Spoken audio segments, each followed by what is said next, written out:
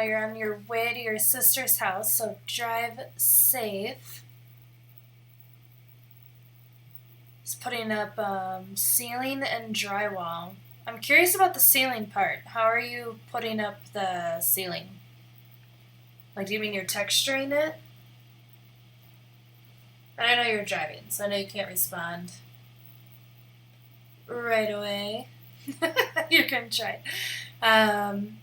Yeah, so I was playing around Streamlabs a bit ago, and I can't figure out how to do it with just the command BS. So if you do exclamation point redeem BS with the space between redeem and BS, like literally if you just copy and paste what Streamlabs just said, it should work. Because it worked when I was testing it out. But I don't know. I don't know how to get it to go with just exclamation point BS. Because I'm trying to move all of my commands over to Streamlabs. They were with Stream Elements before. But yeah. So I'm playing around with it.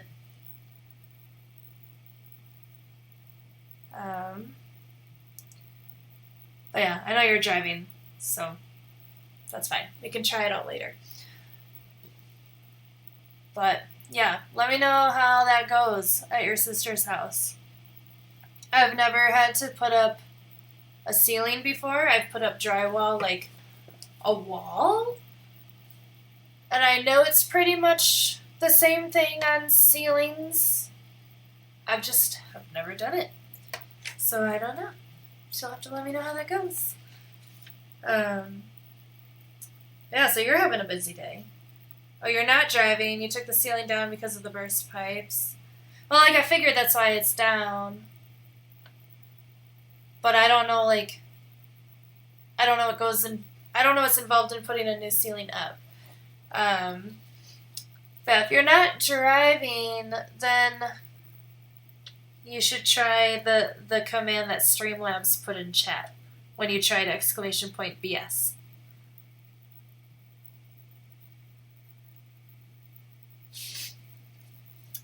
Like, I feel like such a noob when it comes to these command things, but I'm pretty proud that I figured it out to this extent. I just need to figure out how to simplify it now, so it comes up when you do exclamation point BS. You need the space, darling. So exclamation point redeem space BS. Like, I put that in the command that Stream Elements says that you can copy and paste it, which I understand is probably a bit more impeccable bullshit. Uh-huh.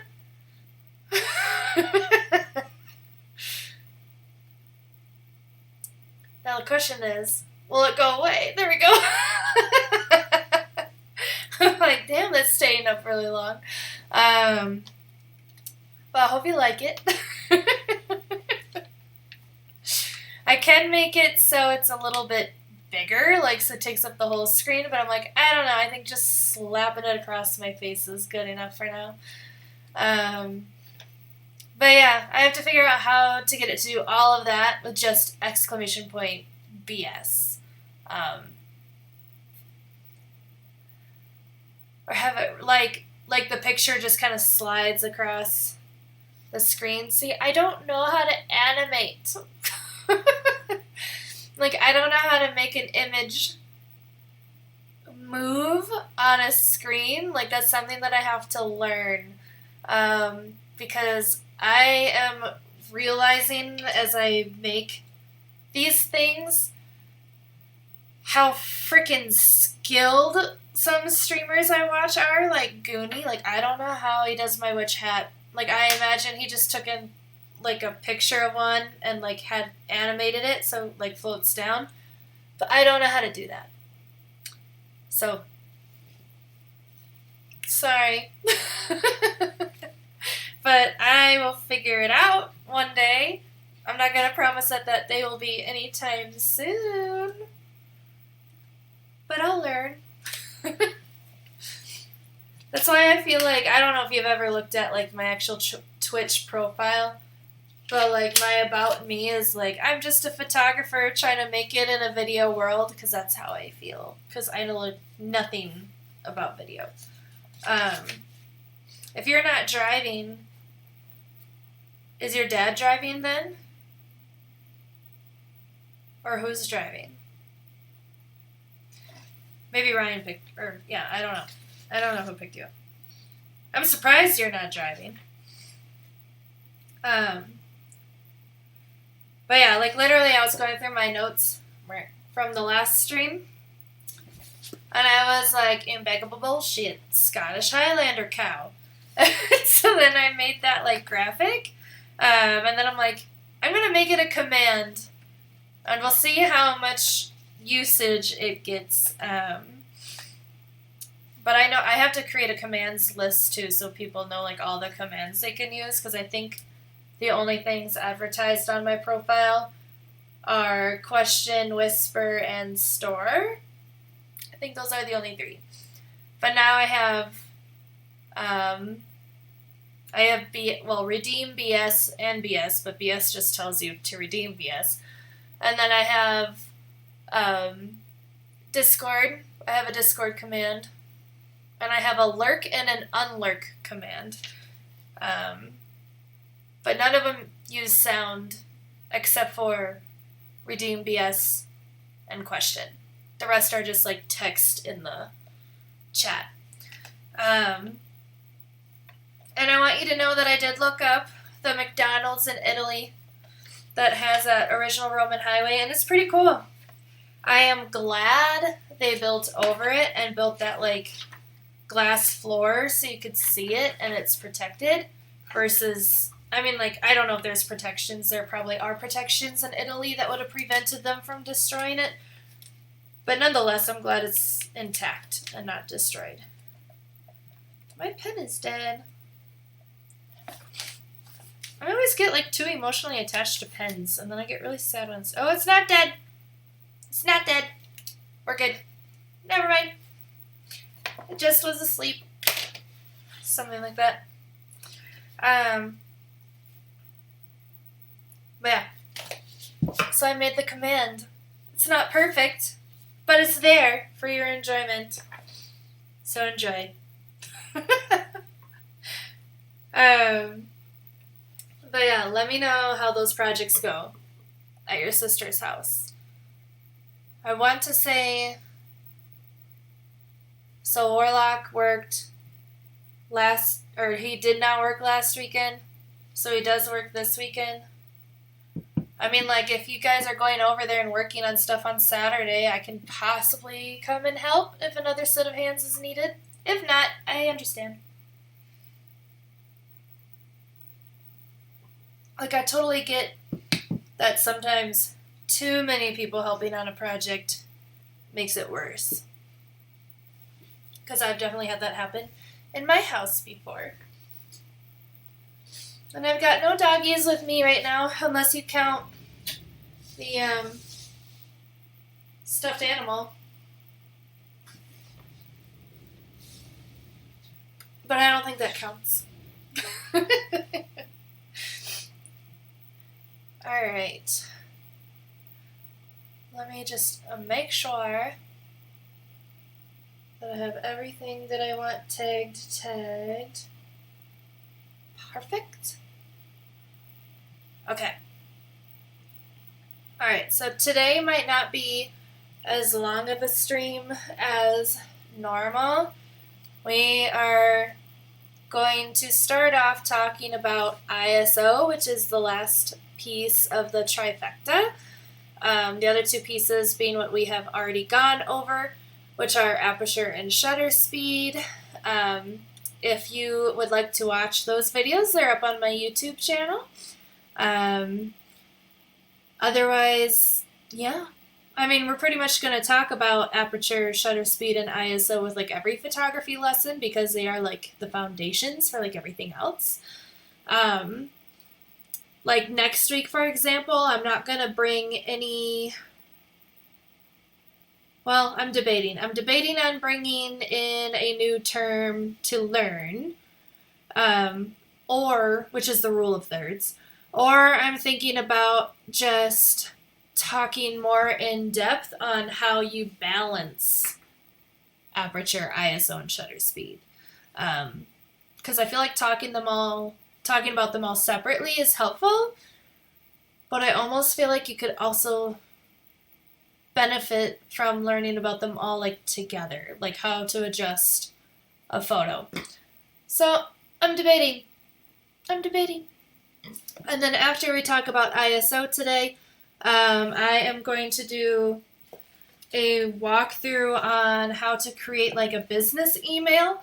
So if you're a small business owner, I use Weebly to create my business email, so that's what we will be walking through. But in general, it should be pretty similar to what you would see in other like business email programs.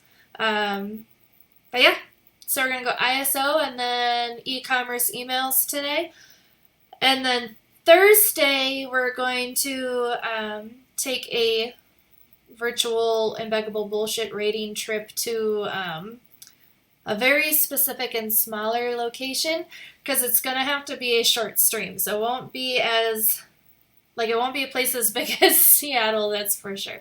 It'll be a smaller place because it's gotta be a shorter stream, because I am gonna go to a wine and paint night on Thursday. I'm actually going with, if you've seen her in chat, like in Goonies stream, for example, I'm going with Dr. Britannia and her mother and her grandmother and my mother-in-law. So that'll be fun. Oh, and Britannia's cousin, I think, is coming too.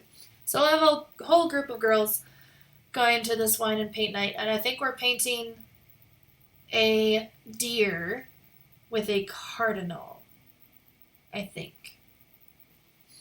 Don't quote me on that, but I think.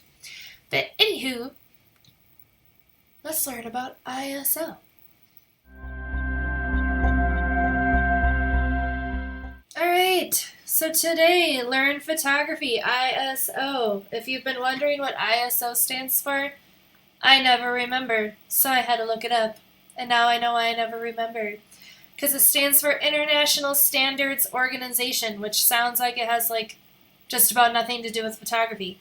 But that's what ISO stands for. International Standards Organization. Tells you absolutely nothing as to what ISO actually does. So I kind of wish we would come up with another name for it, since actual ISO covers so many aspects across multiple industries. Like, I'm like, why didn't we name it something else on the camera? I don't know. It's just called ISO because it was made by the International Standards Organization. And I am like really dry today. So if I drink a lot of water, just bear with me.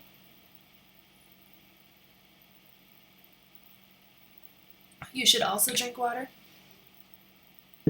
Just saying.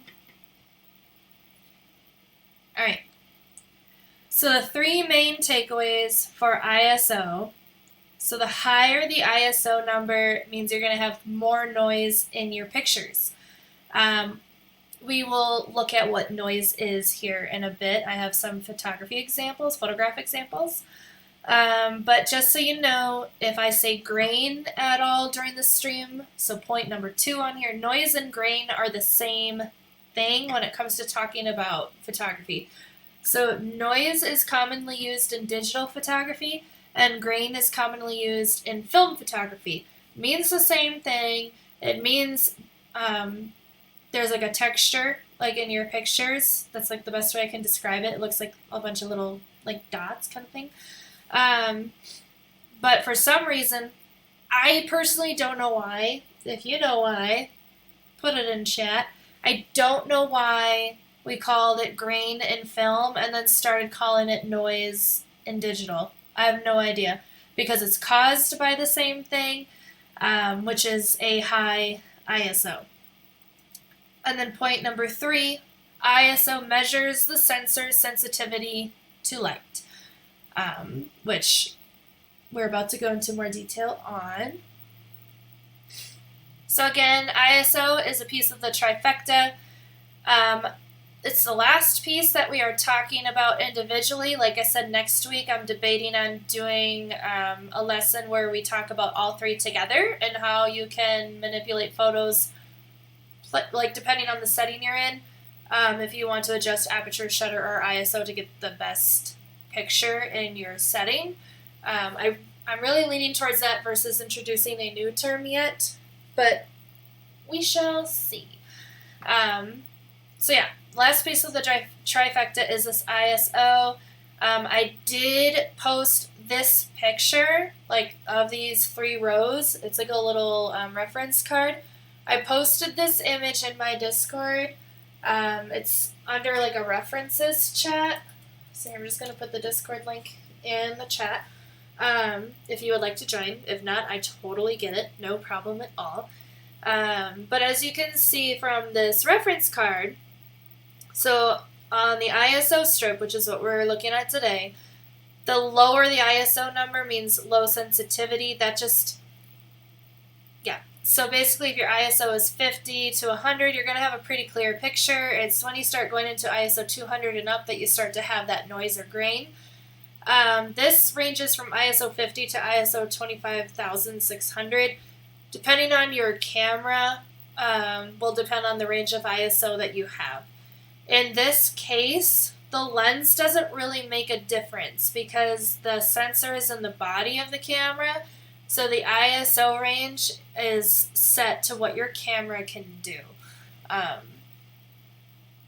So just putting that out there, don't take this reference card as like, oh, ISO only goes from 50 to 25,600. Your camera might have a narrower range, it might have a wider range.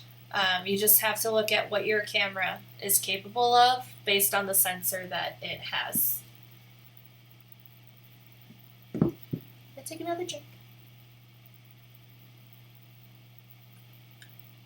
Okay, so we're going to take a look at low ISO first. So generally speaking, ISO 320 and lower is considered low ISO. Now you might be like, but why when 200 here shows a little bit of grain and noise? So when you're looking at like a digital example of this, it's like really obvious that the little specks are there. But when you're looking at an actual photograph, it's a lot harder to tell that the noise and grain is there at 320 and lower. So that's why it's considered a low ISO. Common times that a low ISO is used would be bright, sunny environments. So if you're like outdoors and the sun is right overhead and there's like not a cloud in the sky, you're probably using ISO 100 or lower if your camera has a lower setting. Like I have on here, in the brightest sunshine, your ISO should be at the lowest setting, 100. That's my lowest setting. That's the lowest setting on a lot of cameras, but some cameras can go lower. For the best use of low ISO, you may need to increase your aperture and or shutter speed to get the light balanced in your photo. And this is kind of why I'm leaning towards doing a lesson next week where we talk about all 3 together. Because using this reference card, okay, so you may need to increase aperture and or shutter speed because if you're at low ISO, right, it's bright as hell outside, so you're using the lowest ISO. It might still be too bright, even on your lowest ISO, depending on your other settings. For example, if you're taking a portrait and like the sunshine is right overhead your model, even having the lowest ISO, there's still going to be strong highlights on your model's face. Now you can bring some like studio equipment to help with that, like to help shade the model. But you should also know how to manipulate the settings on your camera to get the best picture that you can. So one way to do that, so you already have the lowest ISO you can set. So like that's the lowest you can go. You can increase your shutter speed, which is probably what I would recommend in the event of a portrait. Okay, because even though the person's sitting still there, if you increase your shutter speed, the higher the shutter speed, less light can go into your camera. So you are limiting the amount of light going onto the sensor. Aperture, it really depends on how much focus you want on the things around the model. You would want to set your aperture to a more open setting so the focus is all on your model. Typically, in like studio or like personal headshots, portraits, things like that. Typically, you'd want a more open aperture so that the focus is on the person, and then the things in the background and the things in the foreground are blurred, since they're the focus of the picture. So, in the event that you're using the lowest ISO setting that you possibly can, and then the focus is where you want it to be on your model, you would increase shutter speed to help balance the light hitting your sensor. Alright, so then here's some examples, and so like I left my, I have this notebook, you've probably seen me pick it up a few times, but I have this notebook where I make notes, notes in a notebook, who would have thunk, for my stream. So, like, for example, when we were talking about aperture, like, I wrote down, like, the aperture and, like, ISO and shutter speeds for the pictures that I presented. But I'm a bum, and I had left this notebook downstairs, and I was making these slides, so I have sticky notes with this information. So, on the left is a picture that I call Amphitheater Sunflower. It was taken by Red Rocks in Colorado. So these are both examples of low ISO being used. So the one on the left, flower, ISO is 100, which is the lowest my camera can go. At least the camera I was using at that time. I've a few. My aperture was 5.6. Okay, so let's go back to our reference card. So my aperture was 5.6. So if you look at this reference card, you can see the little dude in front of the mountain is clear, but the mountain is pretty blurry. That's what I wanted so that the focus would be on the flower. So it is at aperture 5.6. So I have the ISO to my lowest setting, and I have the aperture where I want it so the focus is on the flower. So the only thing for me to do at this point to help balance the light hitting the sensor in my camera was to increase shutter speed. So if you remember back from when we were talking about shutter speed last week, a standard handheld camera needs to be at least at 1/125th of a second for shutter speed to accommodate for like the natural movement we have when we're trying to stand still. So at 1/125th of a second, there was still too much light hitting my sensor, so I increased it to 1/200th of a second. Boom, got my picture of the wild sunflower. The picture on the right, if you've ever been to Oregon or have ever seen the Goonies, this is Haystack Rock. It's located at Cannon Beach. Okay, Cannon Beach. So in the opening scene of the Goonies, there's like a car race where they're racing on the sand, and like the criminals are like in their car, and they become part of this race to like get the police off of their tail. They're racing on Cannon Beach. I don't remember if Haystack specifically is shown in the movie. I'd have to go back and watch it. But it's on that beach. It's a really big tourist attraction for this small town. And honestly, like, I really enjoyed seeing it when my husband and I went out there in 2017. Anywho, so this Haystack Rock, it was really bright that day. We were there in the fall, it couldn't be sunshiny in the fall. But we were there in the fall, but as you can tell from the picture, there was hardly a cloud in the sky. I feel like somebody out there is probably singing Encanto now as I said that. But there's not really any clouds in the sky. The sun, we were there around noon, so the sun was pretty much directly overhead. So a lot of light. Okay. So again, my ISO was at its lowest setting on that camera I was using at that time, which, by the way, if you're curious, is a Nikon D5300. So my ISO was set at 100, lowest setting. Okay, my aperture was f6, which isn't that far off from f5.6. So going back to our reference card, that means that you're pretty much choosing an object to be in focus, and the rest in the background is out of focus, but still kind of identifiable. So yeah, aperture f6. Okay. So again, I had my range of focus where I wanted it to be. My ISO was at the lowest it could be. So the last thing I could manipulate to make sure that this picture turned out in its best, like, capacity, potential, whatever you want to call it, would be my shutter speed. This one was taken at 1/250th of a second. And that just helped prevent strong highlights like on the rock so that more things would be in detail in the picture. Again, if you have any questions, please put exclamation point question in the chat to get my attention. I do try to look at chat quite a bit. If you see me looking to the right, it's because I have my laptop over here. But just in case you're worried I'd miss it or whatever, or want my attention right away, just do exclamation point question. If you're too shy to ask in chat, you can always do exclamation point whisper, and that will let me know to look for a DM or a whisper on Twitch.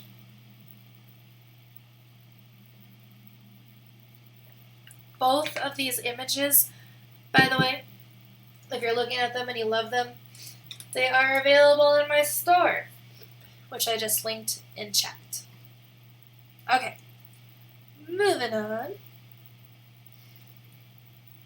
Alright, now, when I was looking up things to try to articulate like what I wanted to teach with ISO, it kind of went from like low ISO to high ISO. Like there was nothing in the middle. Like it was like, 100 or like 50, like the lowest setting to like about 350 is low.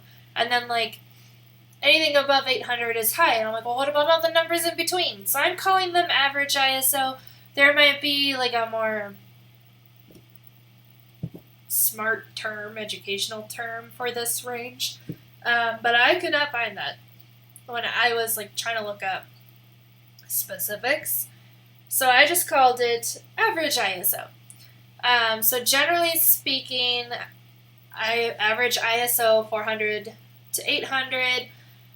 Common times average ISO is used would be like medium light. So like if it's bright and sunshiny, but there's actually clouds or like an overcast sky, you would probably use an average ISO.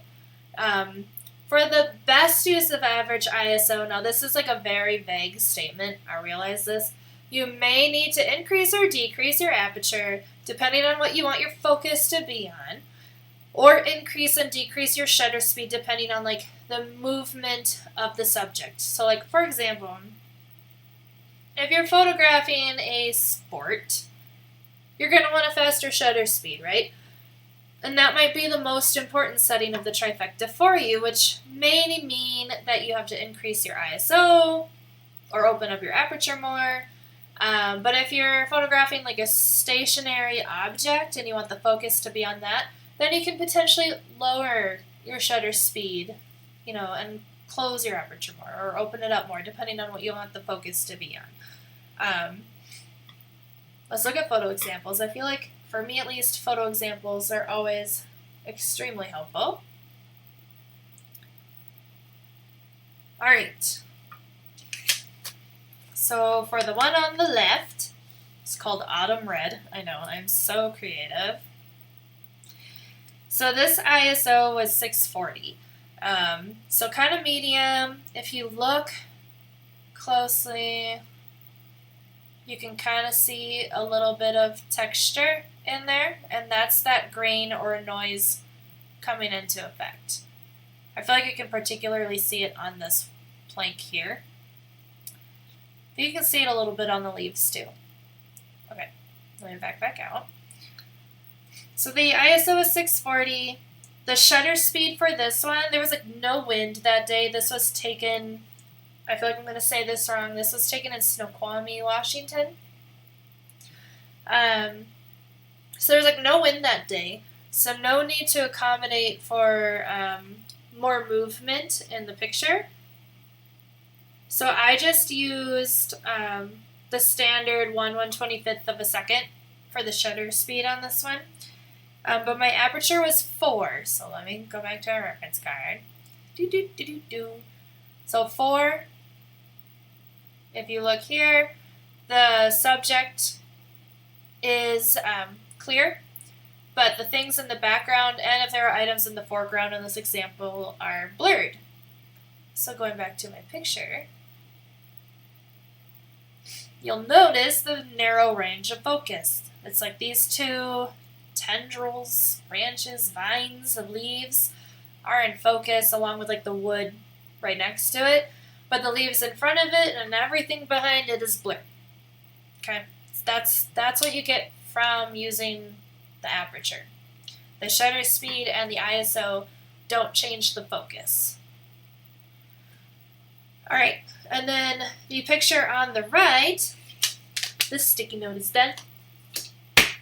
Alright, the picture on the right is the barn owl. I know, again, I'm so creative.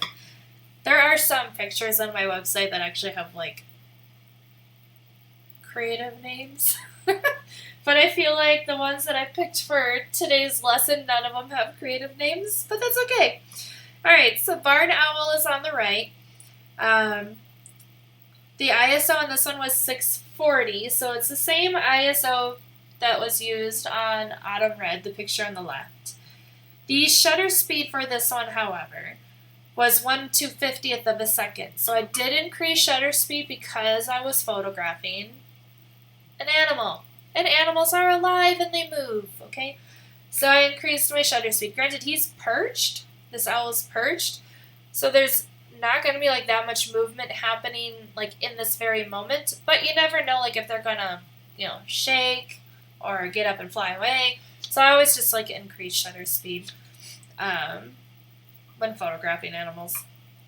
The aperture on the owl picture, though, was more closed than the one for Autumn Red. The aperture for the owl picture was 8. So going back here, so you see the difference between f8 and f4 is the background is still blurred, but not as much. It's a little more clear on the 8 than the 4.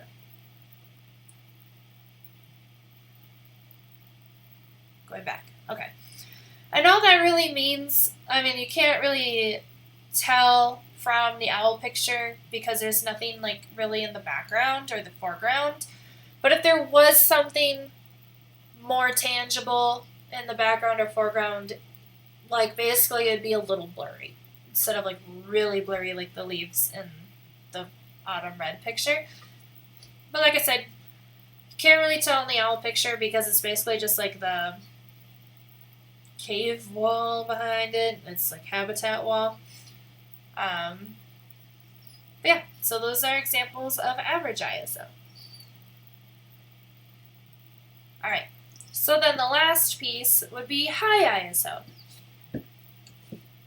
Take a sip really quick.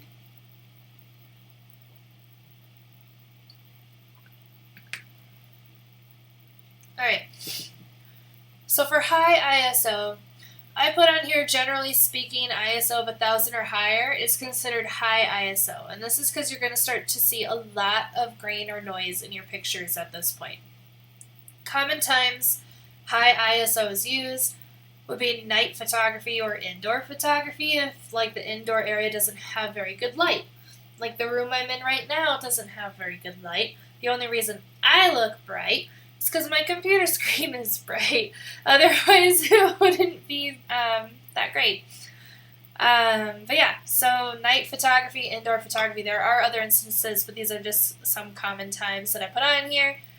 For the best use of high ISO, you may need to decrease your aperture, so open it up more to let more light in, and or decrease your shutter speed. Now, if you're going to go under 1/125th of a second, you should be using a tripod or put your camera on a stationary object, just to make sure you're getting as clear of a picture as you can.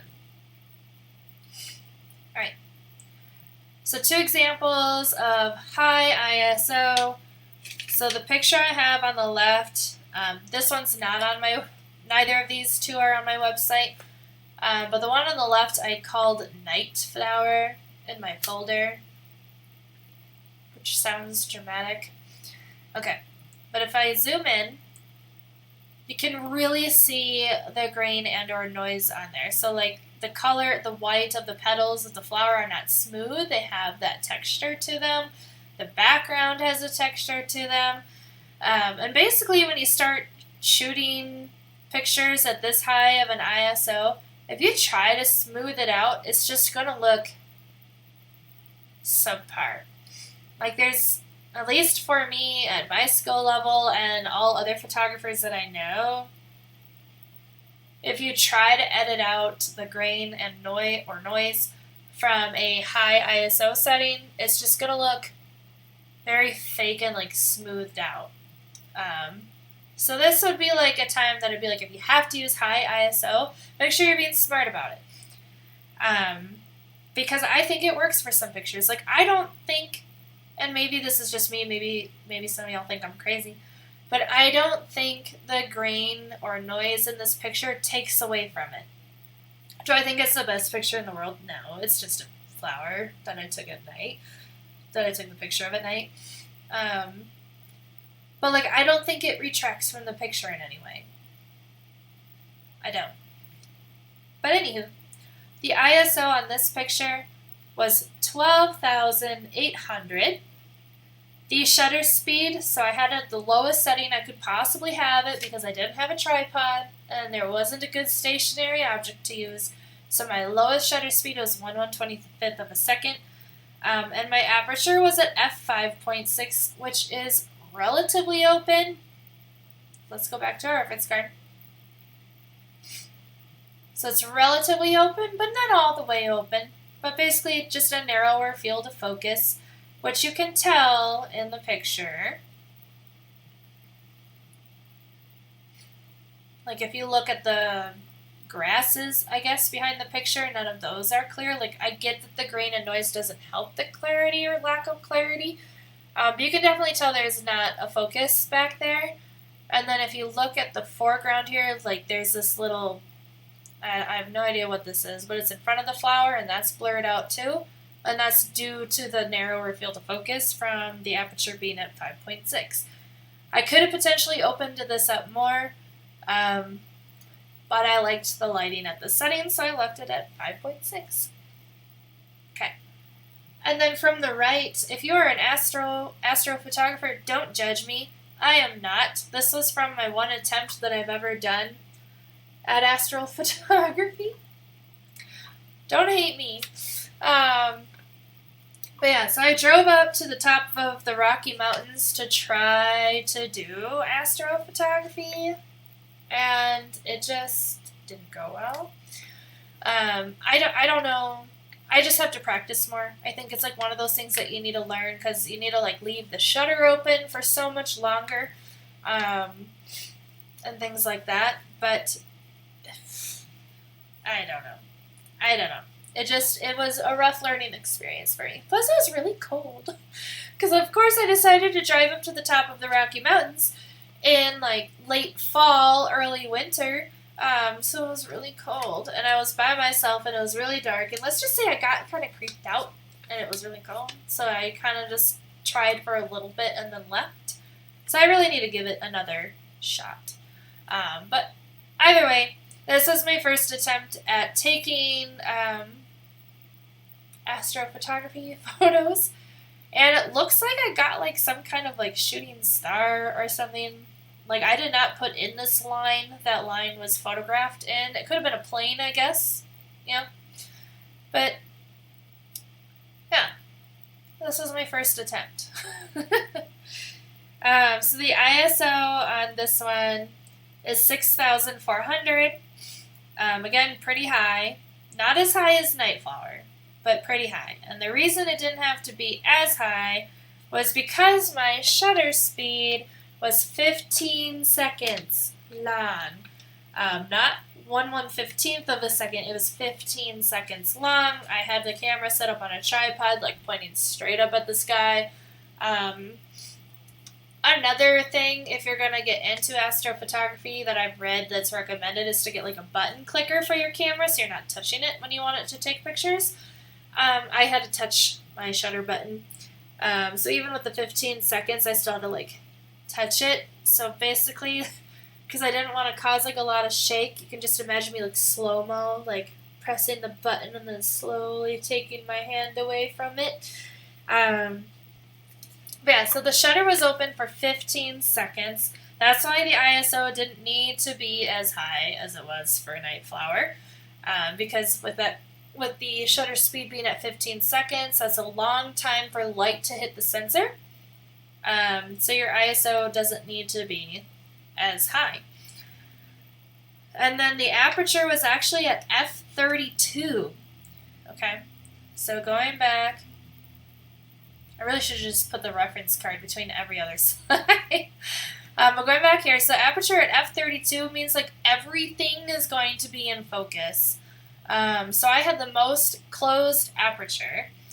So if I had opened it up more, my ISO could have been even lower, but I wanted the aperture set at the most closed setting that I could have to help ensure the stars would be in focus, which is kind of a silly thought because, I mean, they're kind of just orbs of light. But, and it's hard to tell because this is like copied into a presentation, but there are a few nice little like star flares that I got from some of the stars. But you can definitely tell that the grain or noise is in this picture.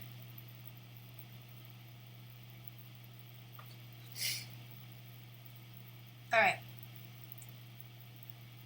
So again, the three main takeaways for ISO is the higher the ISO number means that there's going to be more noise in your picture. When I say more noise, if you like the term grain better, that's okay, because noise and grain are the same thing.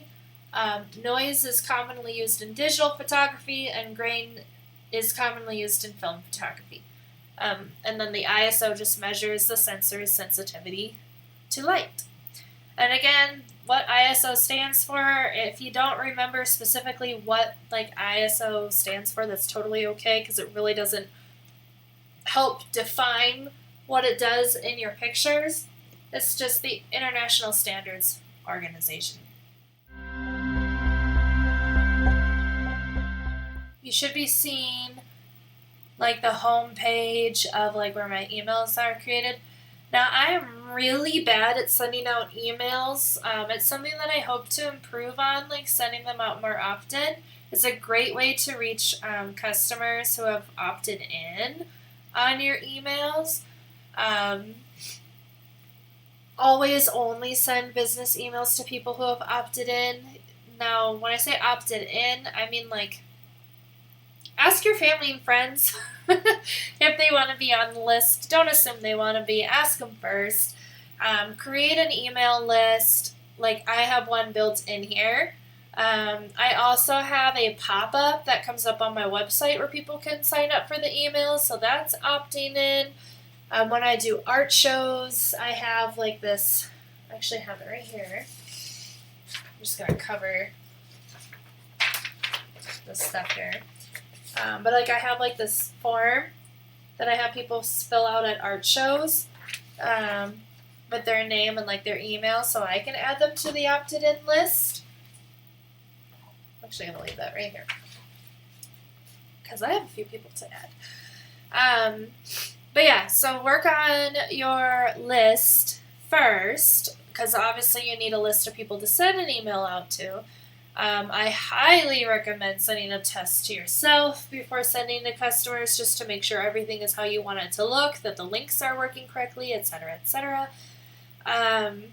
If you look at my stats down here, you'll see that it says how many recipients. So at some point I had somebody opt out. That's okay. That's okay. It's going to happen. But you'll notice my open rate. Now you might be looking at this and going like, less than half of the people are opening the emails. Well, that's not good. What's considered a good open rate when it comes to business emails is 17%. So I see these percentages as a win. And an open rate means just opening the email. Like, doesn't mean they scrolled through it, doesn't mean that they clicked on anything, it just means they opened the email. It went from new to red status. The click rate, which you see like in the third column, I guess, on here, the click rate is the percentage of those. It's like 35% of people, of the 67 recipients, opened the email. Of those 35%, 5% of them actually clicked on something in the email. Typically, you get like 2 to 3% of people that click on links in emails. So again, these percentages are higher than normal expectations for business emails. Obviously, like in an ideal world, if I could get like 100, like that'd be cool. But that will probably never happen unless I just send these to my husband, because he would. But but yeah, so these are pretty good stats. So I've done quite a bit since November 26, 2022. And you'll see that this says it was sent at 4 a.m. I scheduled that. I was not up at 4 a.m. The only time I'll ever be up at 4 a.m. is when I have a plane to catch, when we're getting ready for a road trip, if I'm doing like some kind of crazy hike, night photography, adventure kind of thing, or in the future if I have kids. Otherwise, I have zero reason to be up at 4 a.m. But I'm just going to copy this. As you can tell, I like to use like the same format. That's why it says copy, copy, copy, copy at the end of that. So I'm just going to copy this. Copy email template. You're going to see it here in a minute.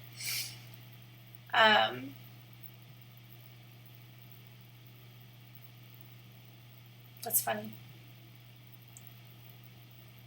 Okay. So this one says it was last edited today, even though we haven't opened it up at all. But I like how when it did that, it shows me all the ones that I never sent. Alright, so we're going to edit this. Okay, so then it opens up my email creator. So the last email that I sent that this design is based on was that I had like a sale going 50% off all products.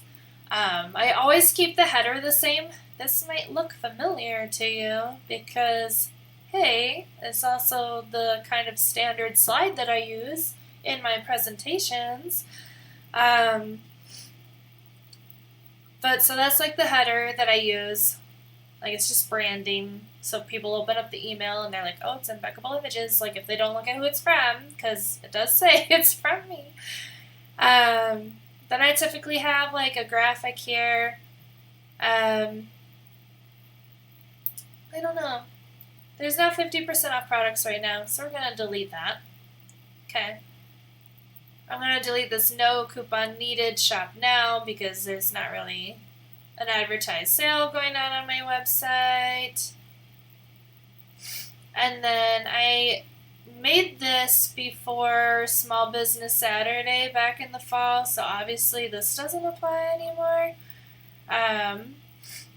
So instead, so here, we're going to get rid of all of this. I don't have another art show coming up, so I don't really have like anything to, let's not do that, to call out in this section.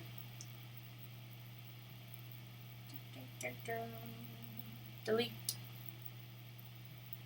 Okay. Alright, so now we pretty much have the bottom section. And it doesn't look like much right now, but we're going to add a bit to it. Okay, so I have what's shaking in November. Well, guess what? It's February now. So what's shaking in February? So we had a new blog post. So we're going to do, let's see here. I wrote about, let's go to my blog. Let's see what I wrote about. I was about to put in my email. I don't know why. Okay. So blog. So I've written quite a few blogs. So I have What's with the Stacked Stones. That's new since the last time I sent an email. Just gonna keep going back here. I'm not gonna put like the vlogs in there. There's not really a point. Cities of the USA Reborn from Ashes. That's a new one. And all I'm doing is like paging back. Trip to the Pacific Northwest. Yes. We'll get that one open. And I'm opening these up in new tabs. So like if I were to send this link right now, it's just like the general page to my blog. But I'm opening up like the specific blog links because I will be utilizing them here in a minute. So I'm just opening up all the new blog pages from what I've written the last few weeks. I keep saying like written. That's not what I want to say. I did open that one, right? No? I don't think I did.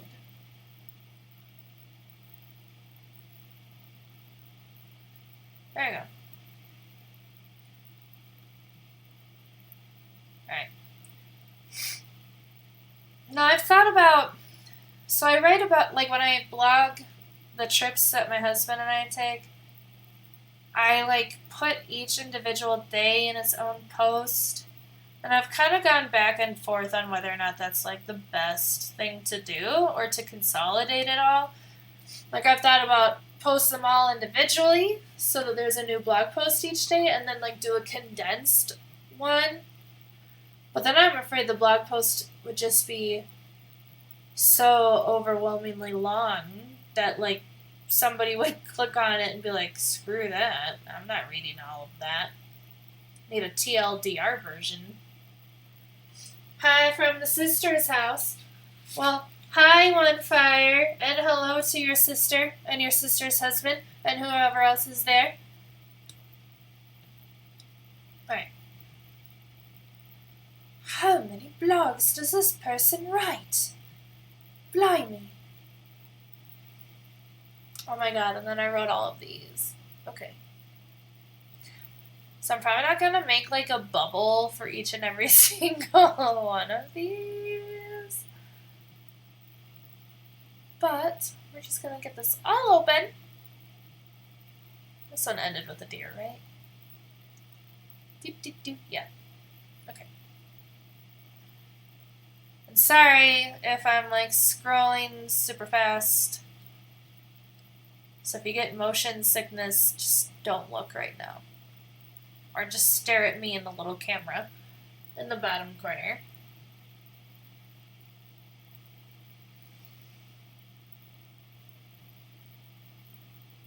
Alright. We're getting there. Maybe should have done this before stream, but wasn't thinking too far ahead. Ah!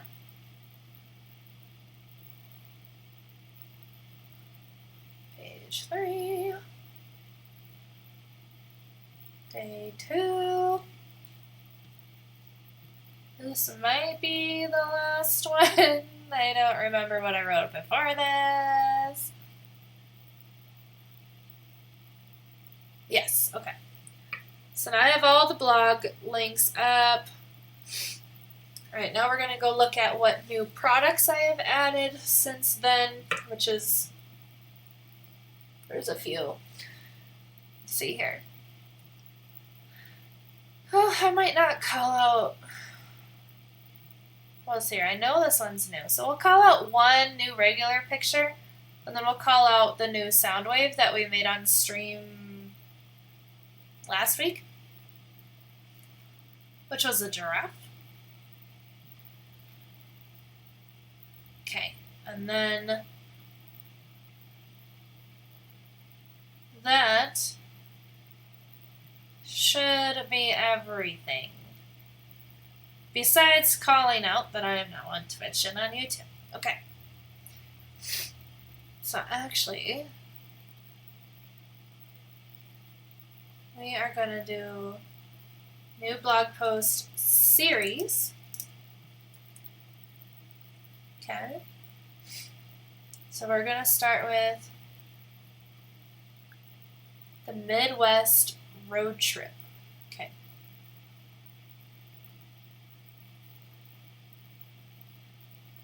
So new blog post series, Midwest road trip. I'm just going to put on there 2022. Okay. So, then oh my god, how many pages was that? Pacific Northwest. 9. Okay. So this blog series features 9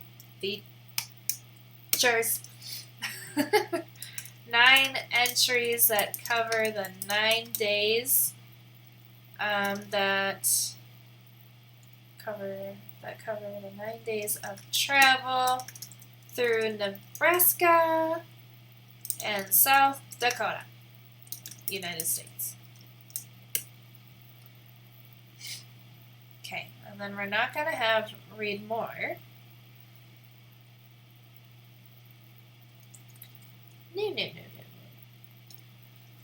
We're actually going to put on here day 1, day 2, day 3, day 4, day 5, day 6, day 7, day 8, and day, miss a space, and day 9. Okay, and then a lot of times in email editors you can just highlight a bit of text and then link something to it. So let me go to day 1. So here's Midwest Road Trip day 1, so I'm just copying the link. I have day 1 highlighted. We're going to link, and then a little menu pops up that you guys probably can't see, but I'm just going to do link a website URL, paste that in there. Okay, and then you see day 1 turn blue. That means that the link is active in there. If it didn't turn blue, then I would know that I failed at copying and pasting. So now I can close this tab because we're done with that. Here's Midwest Road Trip day 2. Copy that link. Go back to my email. We're going to link that to day 2. Okay, and then this will get pretty repetitive. So to just kind of talk you guys through while I'm doing this, so that I'm just not telling you day 3, day 4, day 5. So these posts on this Midwest road trip, so my husband had never been to Nebraska somehow. It's not that far from us. And he wanted to go see Nebraska for his birthday trip. So we typically take vacations around his birthday and around my birthday because our birthdays are months apart. And so it just kind of makes sense from a PTO standpoint. So for his birthday, which is in the fall, we decided to do this trip through the Midwest. He wanted to see Nebraska. So we went and saw Nebraska. He wanted to spend a night in a specific town. So we did that, and then we went to Omaha. And we actually found some pretty cool board game stores and stuff in Omaha. We went to the old market area of downtown Omaha. What day am I on? 5. Which is like where the cobblestone streets are. It's pretty cool. And then we drove up. We pretty much did like a big loop. And then we drove north and we went to Sioux Falls. And we saw a friend. And then we went to... Hold on. And then we drove to Wall. Which, if you've ever driven... I feel like I've mentioned this already on stream before. But if you've ever driven through South Dakota, there's all of these signs that tell you, go to Wall Drug in Wall, South Dakota. It's the best place ever. And, like, there's, like, a million different messages. They're like, oh, there's stuff for kids to do here. And, oh, we have a dinosaur. And whatever else. Don't bother going. It was really lame. Like, I'm sorry, but it was. It was just, like, a bunch of it was a tourist trap. It was just a bunch of touristy things. So if you want a keychain with your name on it, go to Waldron. But we weren't particularly impressed with it. And then from what day did I just do? I need to do day 7, so I can close day 6. And then from Wall, we went down, and by the way, in Sioux Falls, we also went to their zoo, and in Omaha, we went to the zoo. We like zoos. But from Wall, we drove south through Badlands National Park, and then we drove more west, and we went to Rapid City. Why does that sound wrong? Pretty sure that's right, though. Rapid City, where we stayed a couple nights, or a night. I don't know. I'd have to go back and read my blog. But that area of Rapid City is like where, like it's not too far from Badlands. And Mount Rushmore is really close by. Crazy Horse Memorial's pretty close by. So we went and saw those. We went to Wind Cave National Park, and then we drove through Wyoming to get back home. But we didn't really stop anywhere in Wyoming. The only place we stopped was Starbucks in Cheyenne. So I collect the little, like, you've been there ornaments, I think they're called, from Starbucks. I collect them, so we got one. We actually got one for Iowa, because when we went to Omaha, we actually stayed in a hotel in Iowa, because it's like right on the border of Nebraska and Iowa. So I got a little ornament, the You've Been There ornament from Iowa. I got one from Nebraska. I got one from South Dakota. So then since we were driving through Wyoming, I was like, hey, can we stop and see if we can get one for Wyoming? Because I don't have one for Wyoming. So we went to 3 different Starbucks in Cheyenne. And, like, one lady was like, well, we have them in the back, but we're not allowed to put them out yet. And I kind of, like, I wanted to say something, but I didn't. Because, like, well, the other Starbucks in the other states, like, they put theirs out. But I know, like, every store has their own rules, so I wasn't... And I know it's not, like, the cashier barista's fault, so I wasn't gonna say anything. But okay. So I now have all 9 days linked on here, but this whale picture no longer applies, so we are going to replace the image. And I'm pretty sure, I don't think you guys can see my filing system, so you're probably just going to be staring at this weird screen for a while. Yeah, it just like fades out. Sorry. So you're just going to sit there for a bit.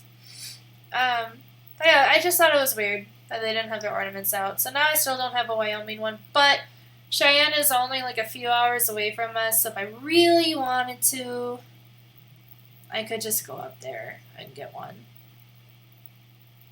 I could probably order one too. I have no idea. Alright, Rebecca, what are we doing? We are trying to find a picture from that road trip. Alright, what should we do? Should we do Mount Rushmore? I feel like we should do Mount Rushmore.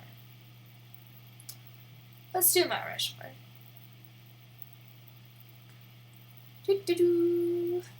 Let's do this one. Oh my god, it's loading. I don't know if you can see that, but there's like this very small little like blue loading bar. I might have picked a picture that's too big. Okay. Well, we can start on the next one.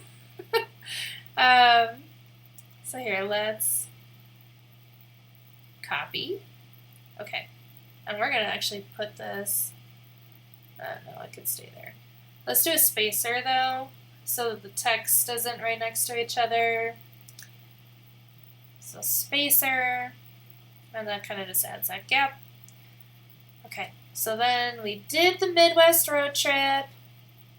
So now I'm going to put down here trip to Pacific Northwest.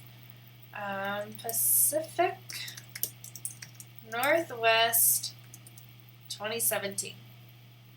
Because I finally got around to blogging a trip that we took in 2017, which, by the way, was our first big vacation together. So how many days was that one? 8? Okay, so this blog series features 8 entries that cover the 8 days of travel to Washington and Oregon, United States. And then I'm just going to delete these. If it likes me and lets me. Okay, fine, we'll just do it the old way. Just hold delete. So sorry. Okay. And then we're just going to do what we did up there. Day, if I can type, day 1, day 2, day 3. By the way, if you like zoos, Henry Dorley was really big, which is great. I felt like they could have done a lot more with the space that they have. Don't at me. They had 2 baby elephants, though, which was really cool because I have personally never seen a baby elephant before, besides like in movies or like on Discovery Channel. So that was really cool. They had 2 baby elephants. One was a boy, one was a girl. They were both sired by the same bull, but they had different moms. They're actually expecting more elephant calves this year. Well, they might have already been born, I'm not sure. I know they were due at the beginning of this year. But the male calf was named Sunny.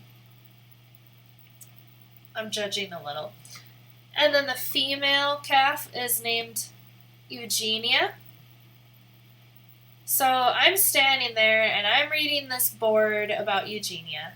And it basically says that one of the zookeepers is a big fan or like the biggest donor to this.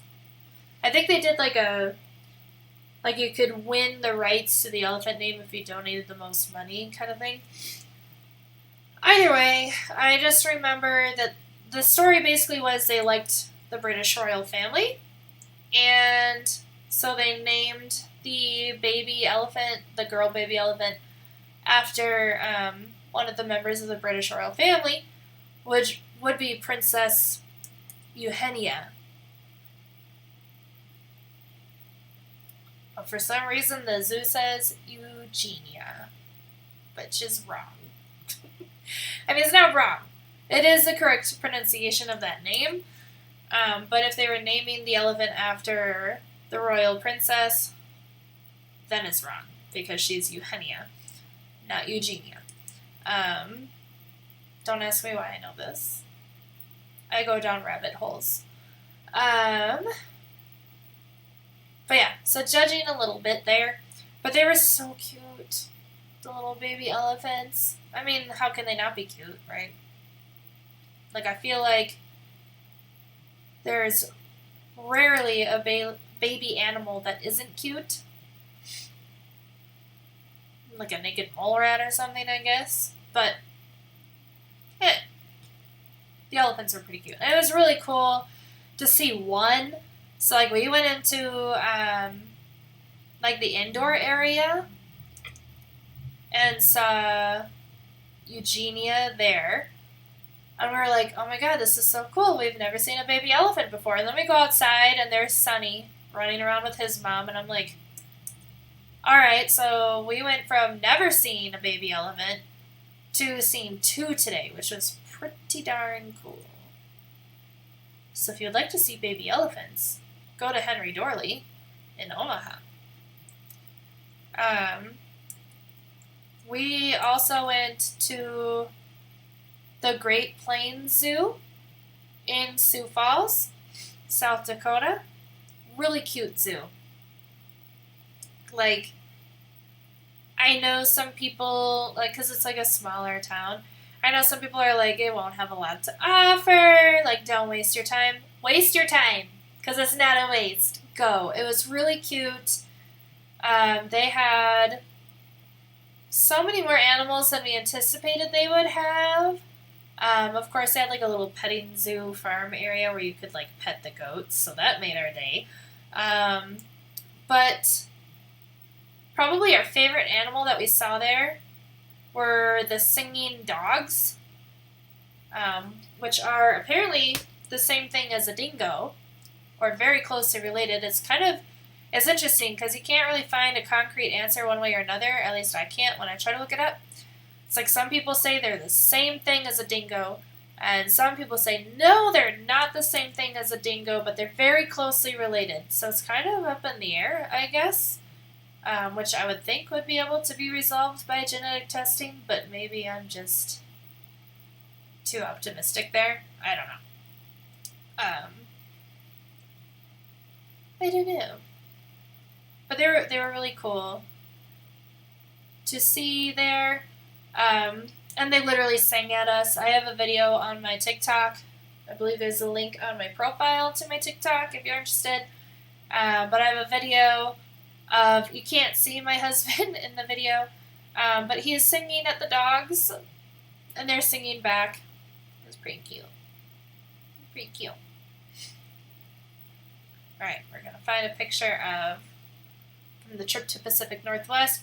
So I've linked the 8 different blog posts there. Just going to find a picture. But also, I really like zebras or zebras. I personally like saying zebra, but then I feel like such an American snob because all other people here say zebras. But I like zebra.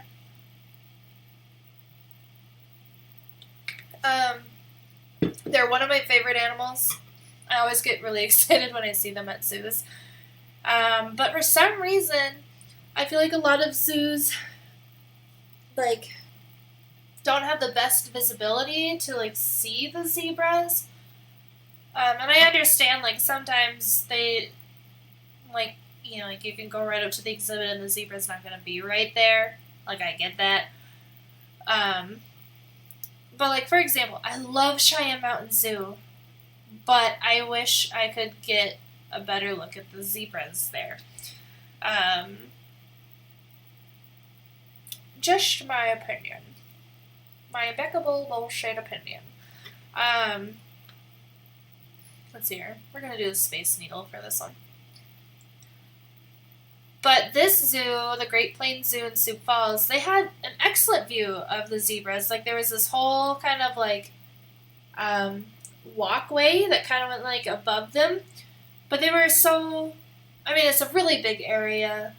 So you might go there and the zebra might not be anywhere close to you. But when my husband and I were there, they were right, like, next to the walkway. So they're below us, but we're, like, right next to them. Just, like, above them a bit. So I got to get some pretty good pictures of the zebras there, so I was happy about that. Let's see, here's a Space Needle. Alright, that's gonna load.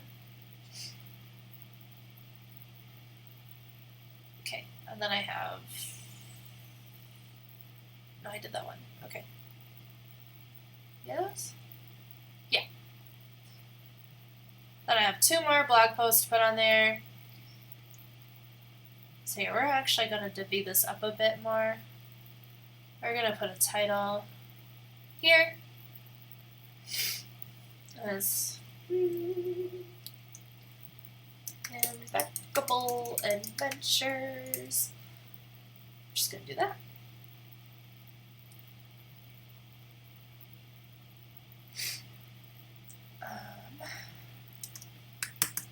Put in my color. Let's see if it likes me. It does like me. Sometimes Weebly is weird and it doesn't like want to put your color in for some reason. We're gonna make this a little bigger if it lets me. Oh, headline. Woo! Yeah, let's do it. Let's go big. Go bigger, go woo. So I can go headline. Okay, and then let's do one here. And Yeah, we can call these, what, impeccable stories? Sure, let's do stories. Let's see here, put in my color code again. Center that, and let's make that a big honkin' headline. I like it. I like it a lot. Okay. And then we're gonna copy. I'm just curious. What is this blog thing? Will it let me just do it this way? I'm curious. I just want to know what this looks like. Select this one. Oh, see, it's like the same thing. Okay.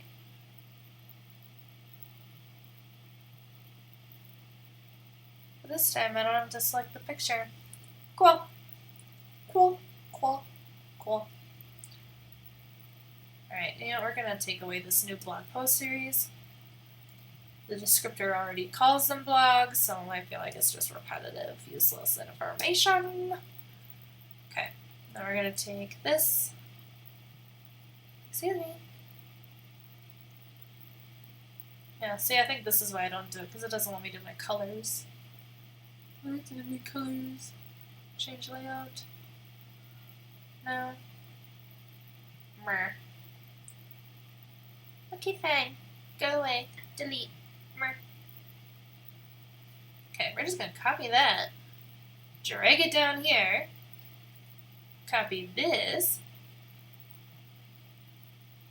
Drag it down here. And we're just going to keep making our own. So,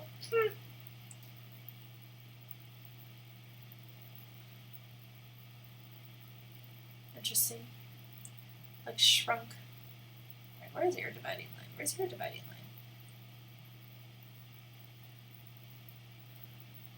Because the only thing about doing things manually is like some things just don't want to line up. Stop it.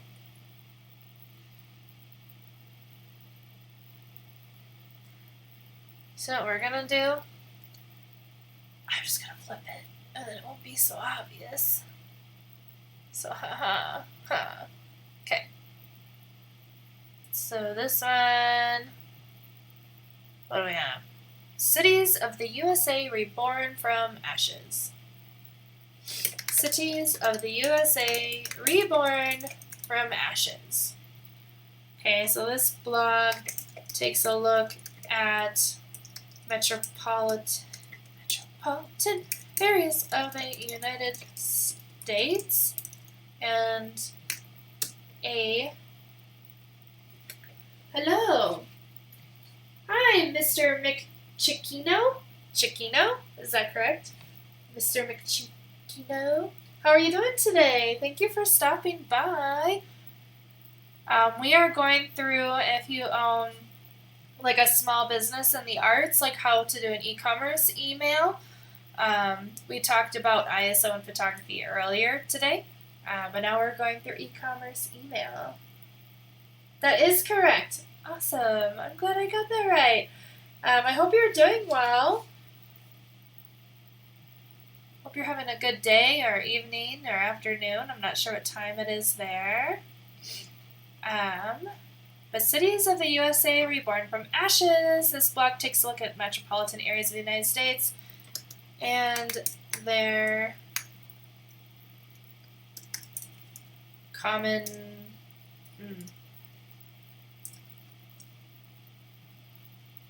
and how many of them were rebuilt after great fires. We'll just do that. This one doesn't take place over multiple days, so we're just going to put read more. And then I have the link open, one of these, this one. Copy that and link that to read more. Likewise, thank you. I've had a good day. I worked earlier today. It's evening for me. It's like 6 o'clock p.m. So I finished work about an hour and a half ago.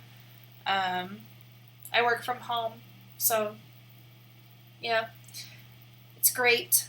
I have zero complaints. You know, I'm going to put spacers between these headers and the actual thing because it's a little crowded design-wise. If you hear a dog barking, that would be Willow in the background. There might... Oh, Aspen, are you going to come and see me? Where are you going? Come here. Come here. Do I say hi?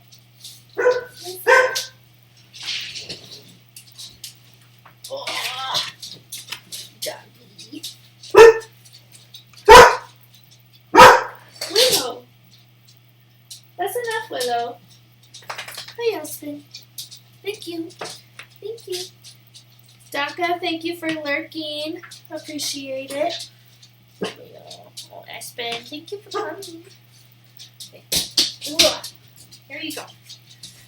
Alright. You get free dog appearances here. They just like to come in and visit. Here, let me go to this screen. Sequoia, come here. You wanna say hi? Hi, Sequoia. You wanna say hi? There you go. Yeah. Hi, baby. Is Willow barking at nothing again? She does that, doesn't she? Yeah. Little baby. Yeah. Alright. Here we go. Thank you. Alright. Let's go back to this screen. So one thing that I think is really hard for small business owners, particularly artists, to do is self-promote. But I think doing emails is an easy way to do self-promotion. Plus, like, you get to do it from the comfort from like behind your own monitor. Excuse me. So if you're not doing emails for your small business or your art, please do. It's a good way to reach people. And it's pretty easy to put like a little pop-up on your website. There's usually like an add-on you can do to get people to sign up for your emails. But again, only ever email to people who have opted in. I think there's actually like a privacy law or something similar to that makes it illegal for you to keep emailing people once they've opted out. But just really quick, I'm changing the image. I know you can't see like the pop-up. Oh, I don't want to edit the same image that's there. I want to replace it. So I'm just replacing the picture for The City is Born from Ashes. Let's go to Chicago. We'll put the picture from Chicago on there. I haven't been to Chicago since 2008, and I know I'm probably saying it weird to you. You can blame my Midwest accent. Some things just haven't gone away, and that is okay. Alright, Illinois, Chicago, next day, Chicago. I gotta find the picture I want to use, which is one of like that skyline.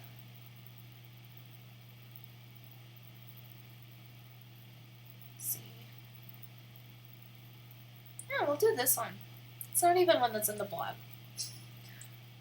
That's okay. It's fine. Alright. Mr. McChickino, if you are still there, do you stream as well, or are you an observer? I used to be an observer. Then for some reason I decided to start streaming. Alright, so we linked that one. So I have one more blog to link into this email. So I'm basically, since I haven't sent an email since November because I am a bad noodle, I'm basically trying to throw everything in here that's new and hope that it increases my click rate. Because like some people might be interested in like the history of cities in the United States and might not be interested in my trip to like the Pacific Northwest, for example. So I'm giving them a good variety. Okay, let's do a spacer here, and then a spacer there. But I want this one to come down a bit more. Okay. And then this last one is called What's with the Stacked Stones? Sometimes I just have like these random thoughts, and then I wonder if other people have the random thoughts too, and then I end up writing these weird blog posts like, what's with all the stacked stones? So, not sure how much hiking you guys do. My husband and I do some. We used to do a lot more. We're trying to get back into it. But I've noticed on certain trails there's like these little piles of balanced rocks. And I've always just wondered why those are a thing. So if you're curious too, go read the blog. And you might think this is a lot to put into an email, but if you've ever actually scrolled through like an email that you get from like one of your big box stores that you've signed up for, because chances are you did at some point when you get those emails, they're really long. Some of them are really long, so I'm not going to feel bad for promoting my own stuff and making this email longer, because if a big business can do it, then so can I. This is my confidence that I'm going to hold on to for a bit more today. Okay. I'm just looking for a picture of those stacked stones that I was talking about. But I'm realizing that I may have gotten a little too specific with my folders, because I have one that says Golden, Colorado, which is where I know I've taken a picture of those stacked rocks. And then I have one that says Clear Creek, which is like the creek in Golden. So, yeah. Alright, let's see here. Let's go to this folder.